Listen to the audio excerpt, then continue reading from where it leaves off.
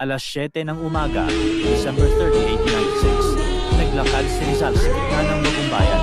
Nakatalikod si Rizal sa firing squad at ito ang nakakapangilabot dahil ang firing squad daw nito ay kinabibilangan ng mga Filipino.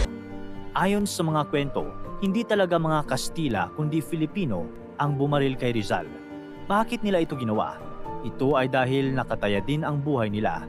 Sa likod nila ay mga Kastilang sundalo na handa silang barilin kung hindi nila babarilin si Rizal.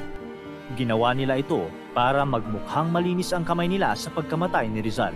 Pero kahit Pilipino ang bumaril, mga Espanyol pa din ang nag-utos na patayin